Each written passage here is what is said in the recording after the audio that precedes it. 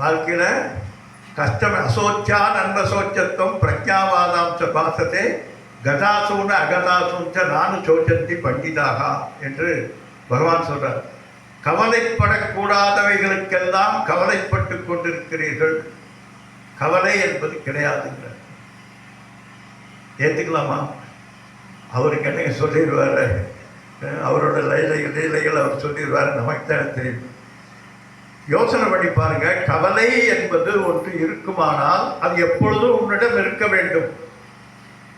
இந்த உலகத்திலேயே மிகப்பெரிய கவலைகளை எல்லாம் நாம் சந்திச்சிருக்கோம் நம்ம பொறுத்தளவு. ஆனால் அது அப்படியே இருக்கா? இல்லை. வருவ ஆகமா பாயினோ நித்திய தாந்தி தித்த பாரத என்று பகவான் சொல்றார். அது வருவதும் போவதுமாக இருக்கும். கவலை என்பது உன்னுடைய மனதினுடைய ஒரு கோணம் தானே தவிர கவலை என்று ஒன்று ஆன்டிட்டி கிடையாது. உன்னுடைய மனதினுடைய வீக்னஸ்னால, தாளாத தன்மையினாலே, ஏற்றுக்கொள்ள முடியாத தகுதியினாலே உனக்கு ஏற்படக்கூடியதுதான் கவலை. அண்ணா சொன்னாங்க, ஏவம் பிரவர்த்திதம் சக்கரம் நானு வர்த்தக தீகையக என்று பகவான் கீதையில் சொல்றார். இந்த ஆர்டர் ஆஃப் ரியாலிட்டி, இந்த நியதி, தன்னுடைய நியதியில் அது அந்த சக்கரமானது சுழன்று கொண்டிருக்கிறது. எப்பொழுது நீ அதற்கு ஆக்சஸுக்கு குறுக்க கை வைக்கிறியோ அப்போ தான் உனக்கு ப்ராப்ளம். அண்ணா சொன்னாங்க, எல்லாத்தையும் நான் ஏற்றுக்கிறேன், புயல் வந்தாலும் ஏற்றுக்கிறேன், மழை வந்தாலும் ஏற்றுக்கிறேன், வெயில் அடித்தாலும் ஏற்றுக்கிறேன். ஏற்றுக்காமல் என்ன பண்ண முடியும்னு சொல்லுங்க. அவர் ஏற்றிட்டாரு, சரி ஏதாவது பண்ண முடியுமா? எதுவும் செய்ய முடியாது. இந்த புரிதல் இருந்தாலே போதும். இதுதான் இயற்கையோடு என்று வாழ்வது. பகவான் இந்த பிரபஞ்சத்தில் அணுவிலிருந்து அண்ட சராச்சரம் அத்தனையும் ஒரு சக்கரத்தின் சுழற்சியினாலே நடந்து கொண்டிருக்க. நீ சாமிஜி அவங்க சொல்லுவாங்க, நீ பறிக்கின்ற ரோஜா மலரினுடைய அதிர்வு பிரம்மலோகத்தில் இருக்குமோ ஏற்படுமோ? அப்படி இணைந்திருக்கக்கூடியது இந்த அண்டத்துக்கும் பிண்டத்துக்கும் மிகப்பெரிய இணைப்பு இருக்கிறது. அந்த இணைப்பு உன்னுடைய நினைவிலிருந்து ஆரம்பிக்கிறது. நீ நினைக்கக்கூடிய ஒரு நினைவினுடைய தாக்கம் இந்த பிரபஞ்சம் முழுவதும் ஏற்படும் என்று இயற்கை சொல்லுகிறது. அதான் உண்மை, அதான் தத்துவம். அப்படிப்பட்ட இந்த இயற்கையோடு இணைந்து வாழ்கின்ற வாழ்வியல் தான் நம்மை எப்பொழுதும் நலமாக இருக்க வைக்கும். அது இல்லாவிட்டால் டென்ஷன் தான். அந்த டென்ஷன் என்பது அதைத்தான் பகவான் சொல்றார், அசோச்சியான் என்ப சொற்கும். பகவத்கீதையில் பகவான் எப்படி ஆரம்பிக்கிறார் என்றால், துயரப்படக்கூடாதவைகளுக்கெல்லாம் துயரப்பட்டு கொண்டிருக்கிறாய் என்று ஆரம்பிக்கிறார். அப்புறம் 18 சாப்டர் சொல்றார். கடைசியில் என்ன சொல்றார்? எனவே துயரப்படாதே அப்படின்னு சொல்றார். அப்போ பகவத்கீதையே எப்படி சொல்லியிருக்கு அப்படின்னா, துக்க நிவர்த்தி, துக்கத்திலிருந்து நம்மை விடுவிப்பதற்காக பகவத்கீதை சொல்லப்பட்டிருக்கிறது. அப்போ யார் படிக்கலாம் பகவத்கீதை? யார் படிக்கலாம்? துக்கம் இல்லாதவங்க படிக்க வேண்டியதில்லை. துக்கம் இல்லாதவங்க படிக்க வேண்டிய அவசியம் இல்லை. அதனால அத்தனை பேருக்கும் ஒரு பெரும் ஔஷதமாக இந்த பிரபஞ்சத்துக்கே ஒரு எழுச்சியை கூட்டக்கூடியதாகிய ஒரு மாபெரும் தத்துவத்தை நமக்கெல்லாம் கொடுத்திருக்கக்கூடியதுதான் பகவத்கீதை. அந்த பகவத்கீதை சொல்கிறது, அன்னாத் பவந்தி பூட்டானி.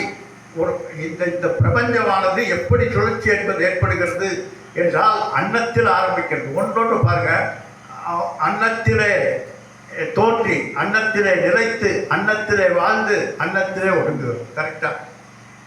நம்ம அப்பா அம்மா சாப்பிடக்கூடிய சாப்பாட்டிலிருந்து நாம் உருவாகிறோம். அப்புறம் நாம் சாப்பிட்ட சாப்பாட்டிலிருந்து நம்முடைய சரீரம் உருவாகிறது.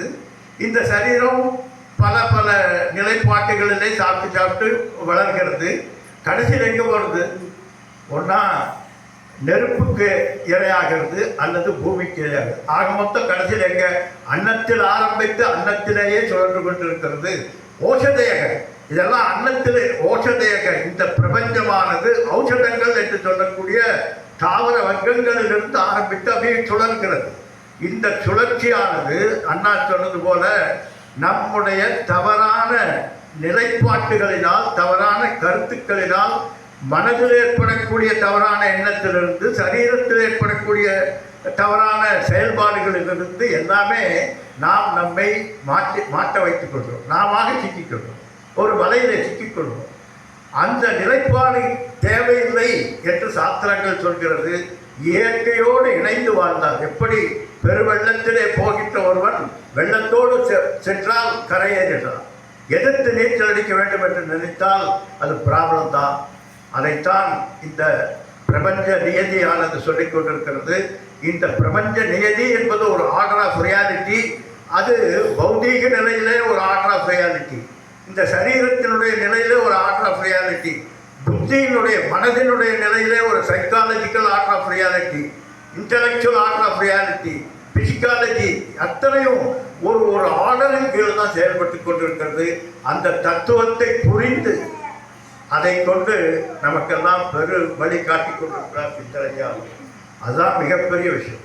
இது நம்முடைய சனாதன தர்மத்தினுடைய நம்முடைய வாழ்நாள் முழுவதும் எப்படி இருக்க வேண்டும், எப்படி இருந்தால் நீ இன்பமாக இருக்க முடியும் என்கின்ற தத்துவத்தை வகுத்து கொடுத்த வேதங்களினுடைய தொகுப்பு தான் இந்த வாழ்வியல். இந்த வாழ்வியலிருந்து எப்போ நம்ம மாறணுமோ அதிலிருந்து ப்ராப்ளங்கள் எல்லாம் ஏற்பட்டு விட்டது.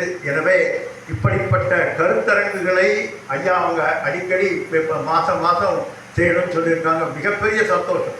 ஏனென்றால் புரிதல் இல்லை அரிது. நான் அடிக்கடி இங்கே வருகின்ற போதெல்லாம் சொல்கிறேன், அரிது மானிடனாய் பிறத்தல் அரிது.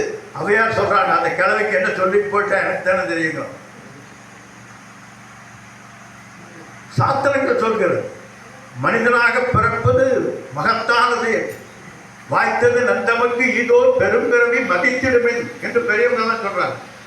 ஏண்டா பிறந்தோன்னு எத்தனை நாள் நினைச்சிருக்கோம், எதுக்குடா பிறந்தோன்னு எத்தனை நாள் நினைச்சிருக்கோம். இந்த பிறவியை உயர்ந்த பிறவி என்று சாஸ்திரங்களும் பெரியவர்களும் சொல்கிறார்கள்.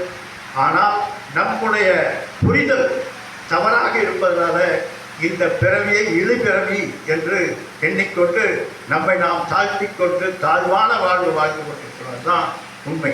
இந்த பிரபஞ்சத்தில் மகத்தான ஒரு படைப்பென்றால் அது மனித பிறவி தான், மகத்தான பிறவி. அப்படிப்பட்ட மகத்தான பிறவியை பெற்று நாமெல்லாம் இளநிலையில் வாழ்ந்து கொண்டிருக்கிறோம். காரணம் அதனுடைய தன்மை வேடிக்கையில் இருக்கக்கூடிய ஆயுதம் போல.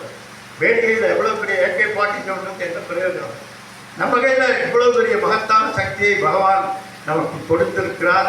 அதை பயன்படுத்த தெரியவில்லை. அதை பயன்படுத்துகின்ற கூற்றைத்தான் நம்முடைய வேதங்கள் சொல்கிறது. எப்படி ஒரு மிஷின் செய்கிற போது மேனுவல் எப்படி கையாண்டால் அதை நலமிக்கதாக ஆக்க முடியும், நீண்டதாக ஆக்க முடியும் என்கின்ற தன்மையோடு ஒரு டேங்கும் கொடுக்குறாங்களோ அதுபோல தான் வேதங்கள் நமக்கு கொடுக்கப்பட்டிருக்கிறது. அந்த வேதத்தின் வேத வழி வேத நெறி இப்படி வாழ்ந்தால் வாழ்வாங்கு வாழ முடியும். அதற்கு இது போன்ற சித்தர் போன்ற பெருமக்கள் எல்லாம் அந்த வாழ்வியலை மக்களுக்கு போதித்துக் கொண்டிருக்கிறார்கள். அதனால நம்முடைய அண்டத்துக்கும் பிண்டத்துக்கும் இணைப்பு இருக்கிறது. நீங்கள் எங்கேயும் போய் தேட வேண்டிய அவசியம் இல்லை. நம்மை நாமே செயல்படுத்திக்கணும். எப்படி துரும்பானது மூக்கில் போனோடனே சிஸ்டமே ஒரு ஒரு எதிர்மறை செய்து தும்மி வெளியேற்றி விடுகிறது. அதுபோல நமக்குள் ஏற்படக்கூடிய அத்தனை பிராபலங்களுக்கும் நமக்குள்ளேயே தீர்வு இருக்கிறது என்பதை சுட்டிக்காட்டி எல்லாத்தையும் பெருவாழ்வு வாழ வேண்டும் அவரை வாழ்த்தி விடைபெறுகிறேன். நன்றி, வணக்கம்.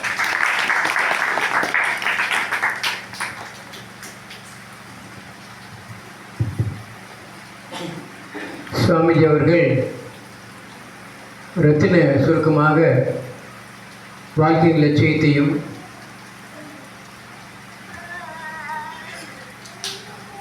இறை நிலைமையும் மனித நிலைமையும் பற்றியெல்லாம் மிக தெளிவாக சொன்னார்கள். மனித பிறனுடைய மேன்மையை பற்றி சொன்னார்கள். அதான் உண்மை.